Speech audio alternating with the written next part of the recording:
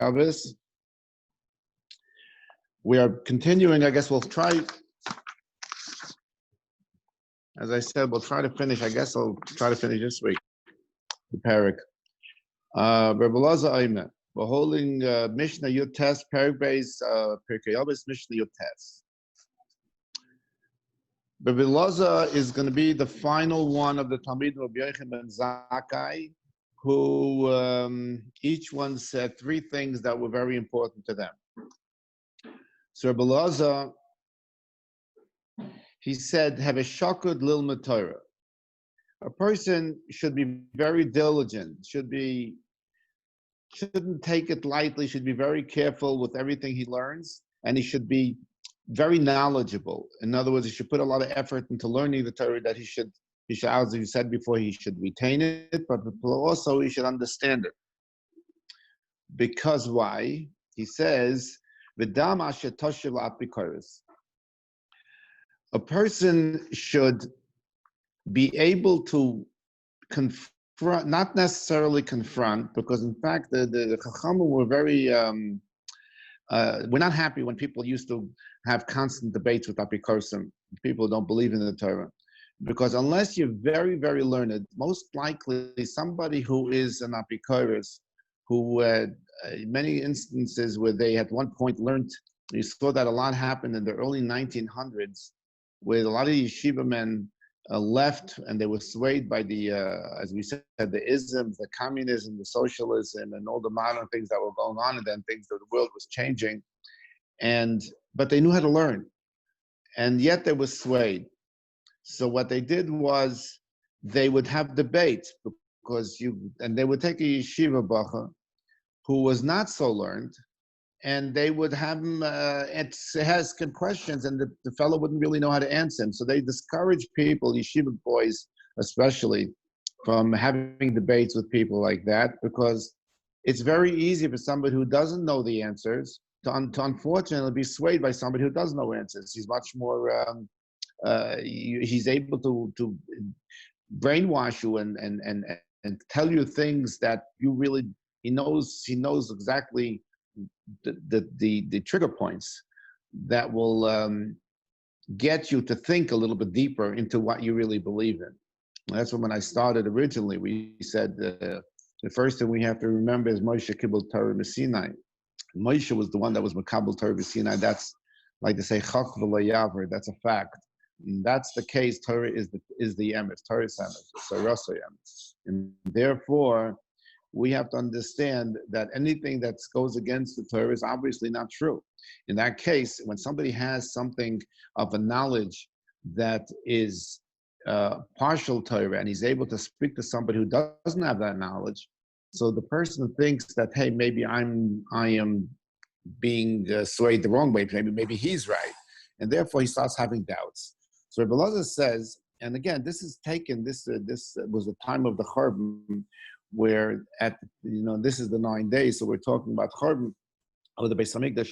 The Churban Beis Hamikdash happened a lot because of the young, what they call bar yonim. They were people who knew how to learn, but they thought differently than the Rabbi Yochanan and Zakkai, the gedolim of the generation. So therefore, they were able to sway a lot of the youngsters and convince them that war with the Romans was the proper thing. Let's fight them. We'll be like Yehuda Maccabi. We'll beat them. And unfortunately, they did things that were improper. And because of that, again, they actually killed many, many Jews. The Jews it was a lot of inter-fighting in Yerushalayim at the time of the Churban, and the siege of the Romans against Yerushalayim took a couple of years. It didn't happen overnight. And at the end, what happened was that these bar yonim were able to basically force the Yerushalmi, the people who lived in Yerushalayim, to fight the Romans. And at the end, they lost because they starved. They didn't have any food because they burnt down all the storage houses, as I said. And therefore, we have to understand that we should be very careful and diligent learning Torah, says Rabbi Elazar. We should be able to answer these bar yonim, these apikosim, these people who don't believe, and they're just trying to. You see, the problem with the Jew that doesn't believe is that he has a guilt conscience. He sees there's many cases where they're so jealous for the fact that the Jews relax with their family on the Shabbos. They said that they walk around in the streets with confidence with a yarmulke on their head. It bothers them. And because it bothers them, what's bothering them is that the neshama is being bothered. So something in there's an internal bothering. And therefore, they try to convince people, because you want to be what you are, be what you are. What do you have to convince me to be what I am? It's fine. You can do what you like. I'm not going to stop you. But no, he's not happy with that. He wants you to become an apikoros also. It's like it's in numbers. You feel you justify yourself with numbers. So therefore, he says again, learn Torah so that you should be able to answer the apikoros. And if you can't answer the apikoros, don't even go near them. V'da lifnei mi ata omer. Just remember one thing. Who is it who you are toiling for? Who is it that you are working for? Who is it that you do all these things on this earth for? Is of course for the Ribbono Shel Olam. So never ever forget that it's the Ribbono Shel Olam that you're his employee, so to speak. Everything that you get, you have to technically work for. How do you work? Ribbono Shel Olam doesn't want you to physically work. He wants you to do mitzvahs and ma'asim tovim, and that's his job for you, and that your job is that you should remember that you never remember who your boss is, because he's the one that gives you your shefa, he gives you your wonderful life that you do have. And therefore, because you will remember you have to always remember that he's, as I said, your boss. Okay, therefore you should always be diligent and learning whatever he tells you to do the mitzvahs. Just remember one thing, that the Neman who Bal Malach, there's a guarantee. He's guaranteeing. You can be sure that your boss is going to pay you and pay you in spades. So now, first of all, why does he call Hashem Bal Malachtecha? Why does he say Neman Shashem, he's going to pay you back? Because let's remember this. If you do something on this earth, you're only doing it because Hashem gave you the ability to do it. So, technically, of course you have to do it. Why should you get paid for it? The only reason you can do it is because he gave you the ability to do it. You're able to. You're healthy, so therefore you can do something. You have money, so therefore you can give tzedakah. So why is that? Why is him giving you money to give tzedakah that you're getting credit for that? You shouldn't get credit. He's the one that gave it to you. You're giving tzedakah. He gave it to you. He says, if a boss tells the worker, here's $100, and please give this $100, give from this $100, $20 to the next employee. That's all Hashem is saying. In that case, why are you getting credit? You're just doing your job. So he says like this. We know that Ribbono Shel Olam is your Bal Malachtecha. He is your boss. But in any case, he just wants you to begin. Your mind, you should do it in a good will. You're gonna give the bonus to the other fella. That's what you're telling you. The boss tells you, do me a favor, there's a bonus in the envelope, give it to Joe. Now Joe doesn't even he doesn't even know that the guy who's giving it is not getting his bonus, but he's giving it to Joe. So he's a little jealous. Why am I giving it? But he has to give it to him because the boss told him to give it to him. Same thing with tzedakah. Tzedakah, the Ribbono Shel Olam gave you a certain amount of money. You have to give tzedakah to the ani, to the poor person. He is the one that's giving you the money. So of course you should give it. Why are you getting paid? So therefore, he said, Mishneh is guaranteeing, Rabbi Elazar says, that you should just do what Ribbono Shel Olam wants from you. And in that case, he is going to pay you back in spades and he's going to give you tremendous schar. Now, the interesting part you see by Rabbi Yeshua, we remember that Rabbi Yeshua his mother took it and said, Ashri allowed to thank you. You have to thank the person. It's blessed is the person who gave birth to him, because his mother, when he was born, you can put him into the Beis Medrash. The whole time, he sat in the Beis Medrash, and his whole life was Torah. When he was already an infant in a cradle, his mother brought him to the Beis Medrash to hear Torah, so that his life should be soaked, so to speak. His neshama, his guf, everything should be soaked in Torah. In a way, that's the way of shakud. When the word of shakud is like a diligence, it means you should be so inside, so involved in Torah.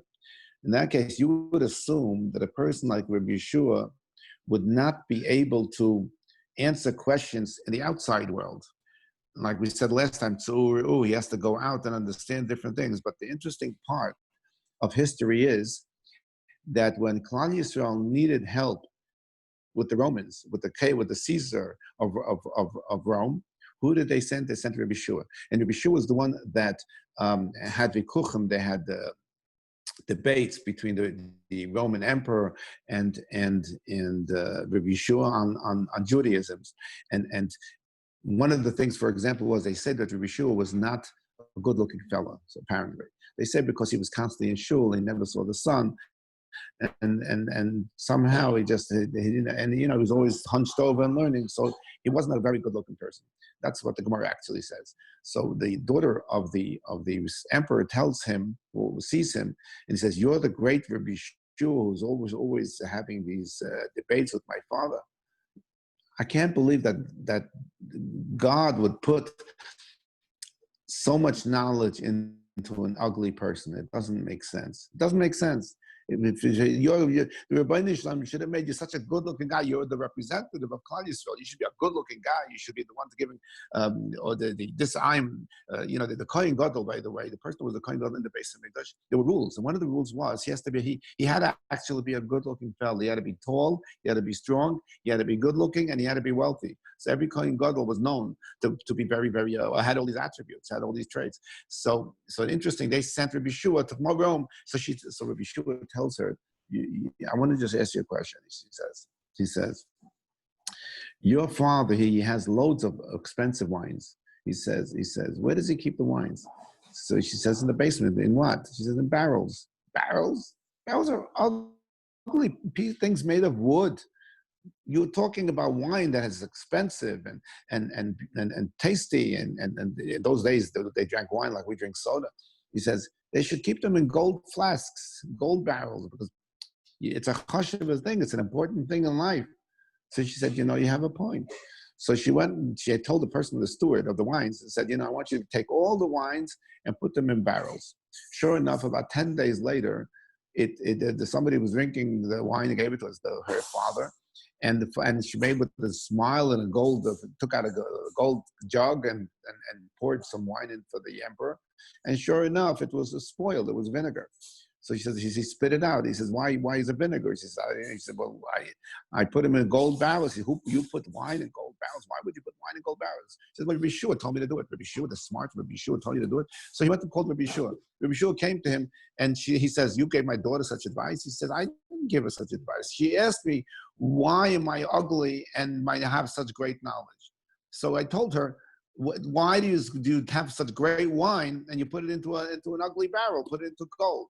So he says, I just wanted to prove a point. Hashem makes, sometimes when somebody's a little too good looking, he's busy with himself. He's misal sudasari, they say. He was constantly looking in the mirror. In a situation like that, he doesn't have the time, and he's selfish and a little bit of too much about himself, and therefore he doesn't have the diligence of learning Torah that he's supposed to learn.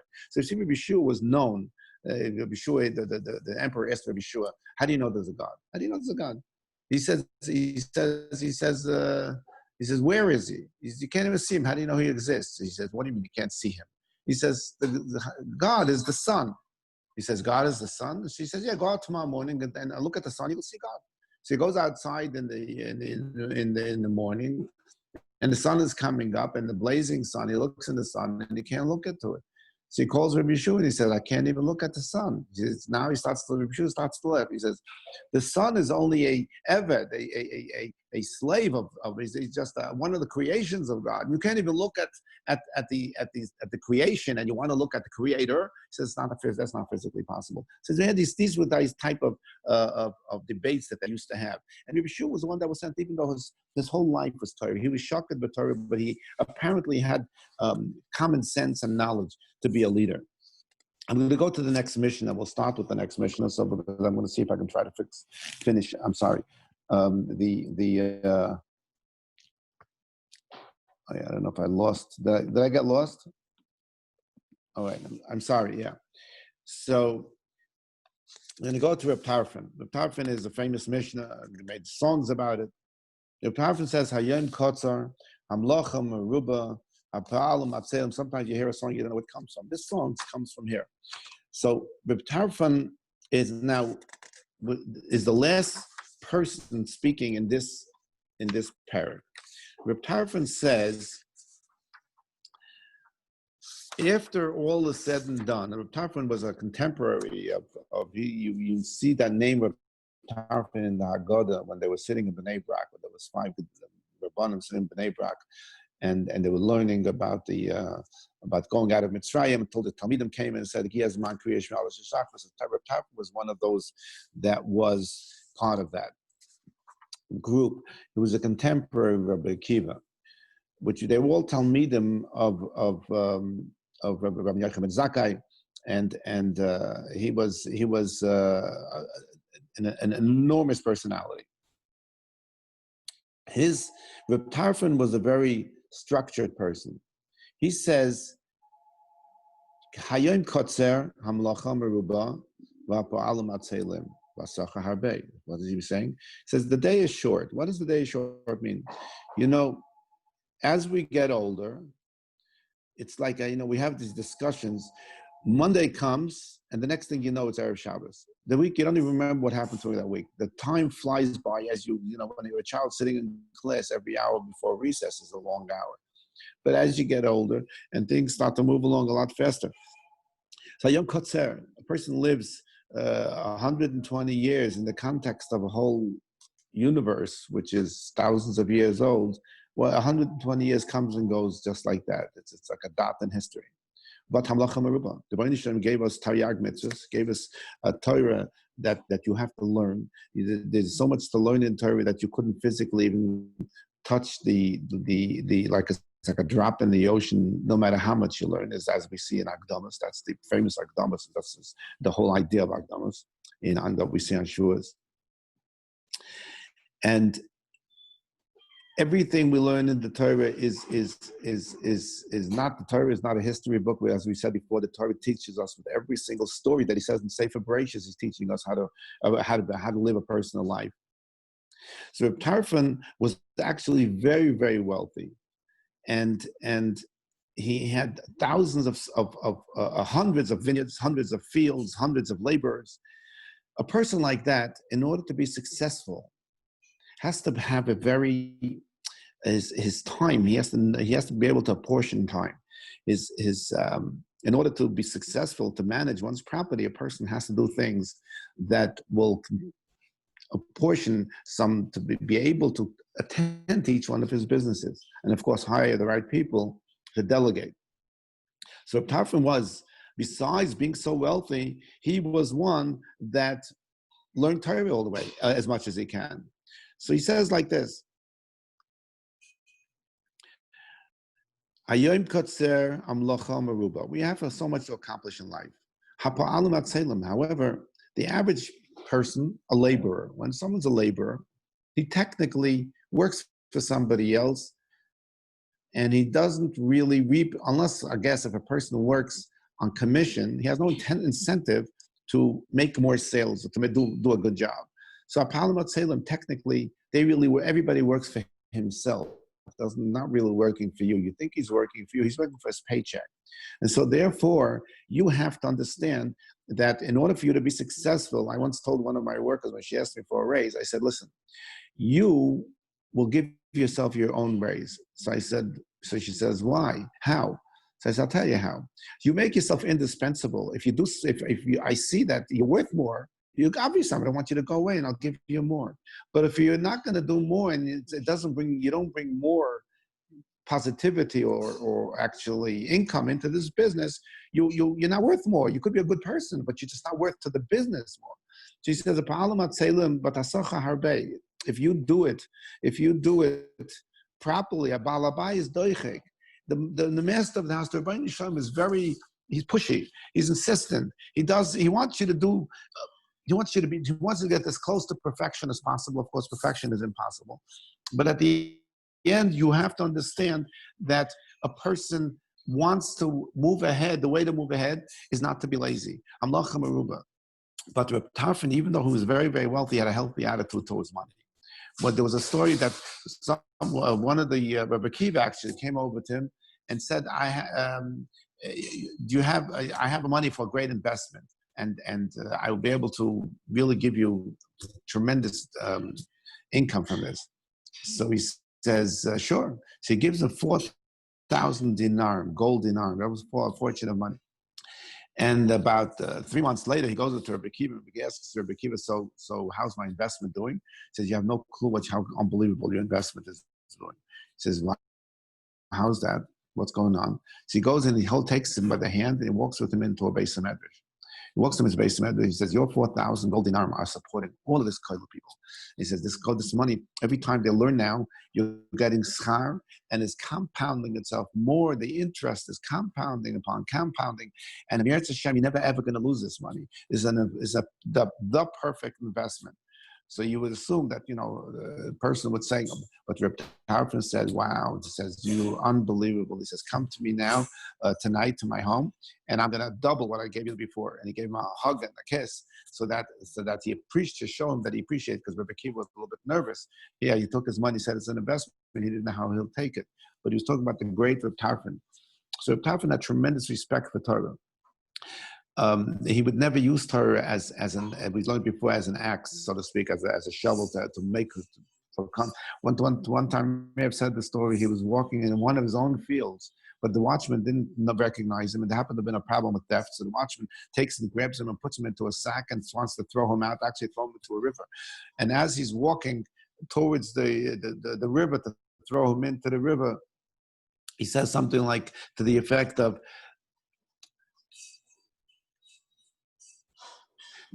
tells the worker through the sack, he says, go to Reb Tarfon's house and tell him that he should prepare his shrouds for him. It's his tachrichim. So for a person is thinking to himself, what is he talking about? He says, oh my gosh, maybe this is Reb Tarfon. So he opens up and he recognizes Reb Tarfon. So Reb Tarfon says, you're the God will be Yisrael. He says, I'm sorry for you, and he starts to apologize. So Tarfon, his whole life, it bothered Tarfon that he used his godless, not so much even for the money, of Torah to protect himself. So he actually, it bothered him that he used his Torah, even though it was for Kuach Nefesh. So we just have to understand that these wonderful things that he does, he explains is a way to continue to the Torah to manifest itself into our lives. So the Rebbeinu Shem should help Taka that we should be smart enough. And second of all, of course, we have the 9 days. So you have to understand that all of these things are done so that we should have an achdus to learn Torah, that Mashiach should come, that Tisha B'Av actually should become a big yontif rather than, what it is right now. Thank you very much and have a good day.